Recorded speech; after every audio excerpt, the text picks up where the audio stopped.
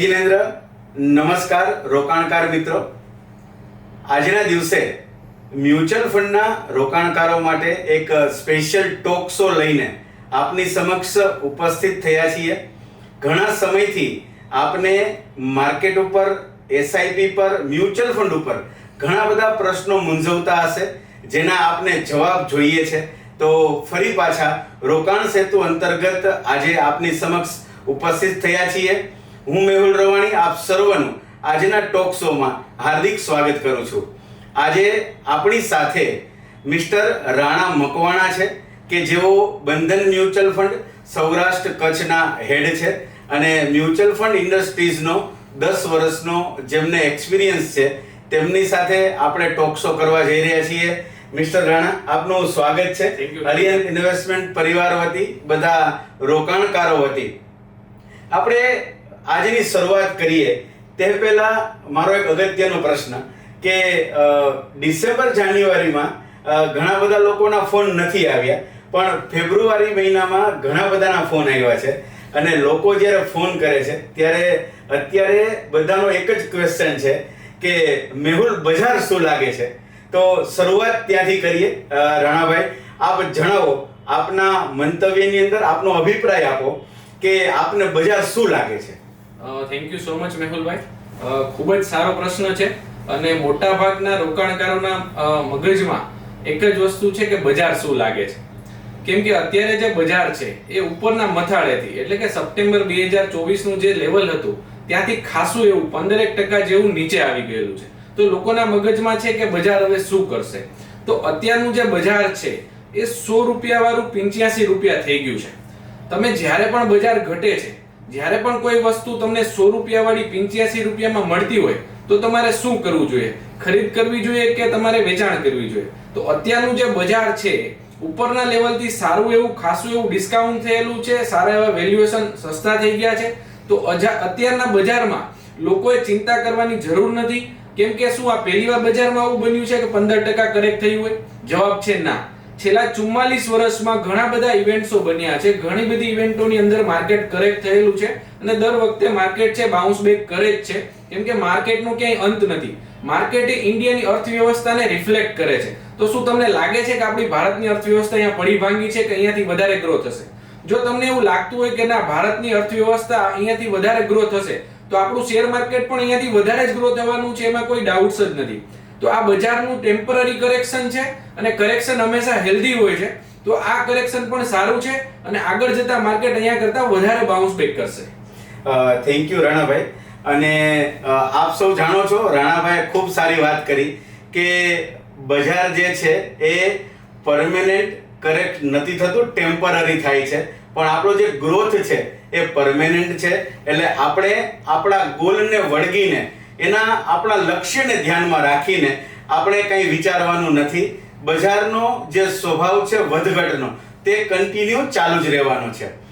બીજા નંબરમાં 2023-24 ની અંદર જેટલા પણ નવા ઇન્વેસ્ટરો મ્યુચ્યુઅલ ફંડની અંદર એન્ટ્રી લીધી છે, કે જે લોકો બેંકમાં રિકરિંગ ડિપોઝિટ કરાવતા હતા કે પોસ્ટ ઓફિસની અંદર જેમના રિકરિંગ ચાલુ હતા, ઘણા બધા ઇન્વેસ્ટરો એવા હતા કે જે 1 વર્ષ માટે મંડળીની અંદર પોતાની ડેઈલી બચત જમા કરાવતા હતા. એ બધા જ ઇન્વેસ્ટરો, એમાં સેલેરાઇડ પર્સન પણ આવી જાય, બિઝનેસમેન પણ આવી જાય અને રિટાયર પર્સન પણ આવી જાય. રિટાયર પર્સન એટલા માટે કે આજે ઘણા બધા રિટાયરમેન્ટ પર્સન એવું વિચારે છે કે મારા દીકરાના દીકરા માટે હું કોઈ પણ રકમ જમા કરાવું. તો એ બધાના અત્યારે ક્વેશ્ચન આવે છે કે મેહુલભાઈ, મારે અમારી એસઆઈપીમાં શું કરવું જોઈએ? તો મારો આપને ક્વેશ્ચન છે કે અત્યારે એસઆઈપી પોઝ કરવી જોઈએ કે એમાં કોઈ ચેન્જીસ કરવા જોઈએ? ખૂબ જ સરસ પ્રશ્ન છે મેહુલભાઈ કે એસઆઈપી માં શું કરવું જોઈએ. તમે એક વસ્તુ સાંભળેલી હશે, પાવર ઓફ કમ્પાઉન્ડિંગ. એને દુનિયાનું 8મી અજાયબી કહેવામાં આવે છે. તો આપણે એસઆઈપી એટલા માટે જ કરીએ છીએ કે જે 8મી અજાયબી છે એનો આપણને લાભ મળે. એટલે કે આપણે જે એસઆઈપી કરીએ છીએ 10 વર્ષ, 15 વર્ષ, 20 વર્ષ, 30 વર્ષ કે 50 વર્ષ માટે કરીએ છીએ, જેથી કરીને માર્કેટના દરેક ફેઝની અંદર આપણને એક યુનિટ એક્યુમ્યુલેટ થાય અને માર્કેટનો આપણને ફાયદો મળે. તો એસઆઈપી નું મહત્વ જે છે કે દર મહિને કટકે રોકાણ કરીએ તો દરેક ભાવે આપણને પરચેઝ મળે અને દરેક ભાવે આપણને યુનિટ મળે. તો અત્યારનું જે બજાર છે એની અંદર તમને સસ્તા ભાવે વધારે યુનિટ મળી રહ્યા છે. જી તો અત્યારે જો કોઈ રોકાણકાર પોતાની એસઆઈપી બંધ કરે છે અથવા તો પોઝ કરે છે અથવા કોઈ હપ્તા મિસ કરે છે તો કદાચ એની રોકાણની દુનિયાની સૌથી મોટી ભૂલ કહી શકાય. કેમ કે જ્યારે તમને સસ્તું મળે છે એ જ ટાઈમમાં જો તમે ખરીદી નથી કરતા તો તમે વળતર કેવી રીતે બનાવશો? પોસિબલ જ નથી. તો અત્યારની તમારી જે એસઆઈપી છે, અમારા ખ્યાલ મુજબ તો તમારે એસઆઈપી તમારી કેપેસિટી હોય તો વધારવી જોઈએ. કેમ કે તમને 100 રૂપિયા વાળો માલ 85 રૂપિયામાં મળે છે તો તમે જ વિચારો કે 85 માં તમારે વધારે માલ લેવો જોઈએ કે 100 માં વધારે લેવો જોઈએ? જી 85 માં જ લેવો જોઈએ. તો તમારી એસઆઈપી જે ચાલે છે એને આઈધર તમે ડબલ ડાઉન કરો એટલે કે એસઆઈપી વધારો, અથવા તો તમારું જે ફંડ એસઆઈપી થી ભેગું થયું છે એની અંદર બીજી તમારી પાસે જે અમાઉન્ટ પડી છે જો હોય તો એ ટોપ અપ કરો, જેથી કરીને તમે વધારે યુનિટ મેળવો અને જે આ કમ્પાઉન્ડિંગ શબ્દ છે કે પાવર ઓફ કમ્પાઉન્ડિંગ છે, દુનિયાની 8મી અજાયબી છે, એનો ફાયદો લ્યો. Okay, thank you Ranabhai. આ બધાએ સાંભળ્યું અને હું પણ આપને રેગ્યુલર કહું છું, ફાઇનાન્શિયલ માર્કેટના એક્સપર્ટ પણ બધા આ જ વસ્તુઓ કહે છે અત્યારે કે જે તમે એસઆઈપી ચાલુ કરી છે લોંગ ટર્મ માટે કરી છે. જ્યારે તમે શરૂઆત કરો છો ત્યારે 5, 7, 10 વર્ષનું હોરાઇઝન લઈને તમે એસઆઈપીમાં એન્ટ્રી લ્યો છો તો અત્યારે તમારે કશું કરવાની જરૂર નથી. એસઆઈપી ટોપઅપ થાય તો કરો, 1 વર્ષ માટે એમાઉન્ટ ડબલ થાય તો કરો, કશું ન થાય તો શાંતિથી કુંભકર્ણની જેમ નિંદર કરો, પણ એમાં કોઈ છેડછાડ ન કરો. રણાભાઈ, એક ક્વેશ્ચન બીજો છે કે આ જ લોકો જે 2022 થી 24 માં કે 23-24 માં જે લોકો એન્ટર થયા છે અને લમસમ ઇન્વેસ્ટમેન્ટ કર્યું છે, આજે દરેકે પોતાની કેપેસિટી મુજબ 2 લાખ છે કે 5 લાખ છે કે 10 લાખ છે રોકાણ કર્યું છે. એમાં પણ જે લોકોએ 1 કે 2 લાખ રૂપિયા પોતાની મહેનતની કમાણી ઇન્વેસ્ટમેન્ટ કરી છે, ઈ રોકાણની અંદર અત્યારે એવરેજ 10 થી 15% રકમ ડાઉન છે.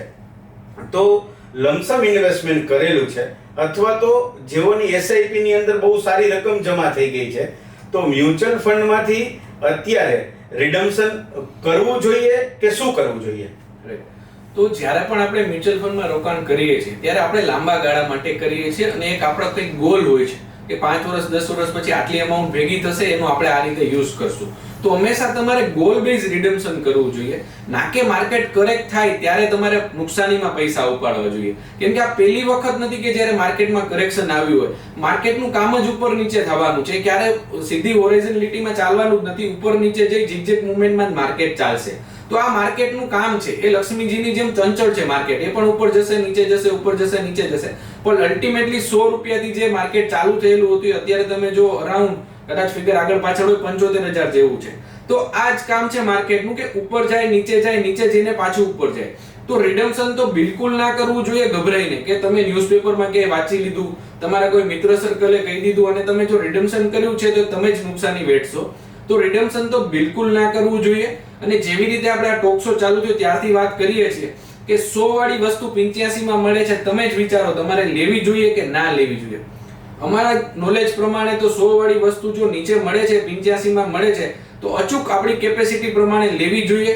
આગળના 3, 5, 10 વર્ષનું અત્યારથી જ પ્લાનિંગ કરી અને નવું રોકાણ અચૂક કરવું જોઈએ. એમાં ક્યારેય વેઇટ કરવું ના જોઈએ.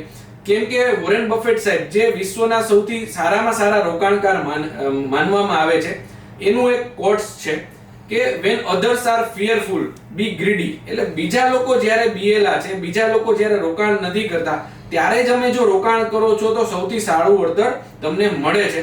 તો હું પણ તમને એ જ કહીશ કે તમે અત્યારે રોકાણ કરો તો આવનારા 3-5 વર્ષમાં તમને ચોક્કસ સારામાં સારું વળતર ઇક્વિટી માર્કેટમાંથી મળશે. Thank you Ranabhai. જે આપણે રેગ્યુલર વાત કરીએ છીએ અને આપ પણ જાણો છો, ઘણી બધી જગ્યાએ સાંભળ્યું હશે કે ડર કે આગે જીત હે. અત્યારના સમયની અંદર શાંત રહો, સ્વસ્થ રહો, મસ્ત રહો, ઓપોર્ચ્યુનિટીઝનો ફાયદો ઉઠાવો અને માર્કેટની અંદર દરેક ઘટાડે થોડું ઇન્વેસ્ટમેન્ટ કરતા રહો. આપના મનમાં કંઈ પણ પ્રશ્ન હોય તો વિના સંકોચે આપ અમારો સંપર્ક કરી શકો છો. આ જ રીતે મળતા રહેશું. બસ આપ સૌ આપના રોકાણની અંદર સ્ટે ઇન્વેસ્ટેડ રહો. અને રાણાભાઈ, આપનો પણ અમે આભાર માનીએ છીએ કે આજના ટોક શોમાં આપ પધાર્યા અને જ્યારે લોકોને જરૂર છે આપણને સાંભળવાની નોલેજની, ત્યારે આપણે એમને નોલેજ આપી રહ્યા છીએ. તો આપણા માટે પણ આ એક મોટી વાત છે કે લોકોએ આપણી ઉપર પોતાનો વિશ્વાસ મૂક્યો છે, ભરોસો મૂક્યો છે, અને એ થકી આપણે કામ કરી રહ્યા છીએ અને લોકોને સારું નોલેજ આપણે પહોંચાડવાનું છે. Again thank you so much. આપ બધાનો પણ ખૂબ ખૂબ આભાર આજના ટોક શોમાં જોડાવા માટે. અને અંતમાં તો કેમ ભૂલાય, mutual fund investment are subject to market risk. Please read all scheme related documents carefully before investing.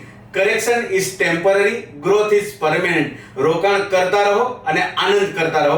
Thank you so much.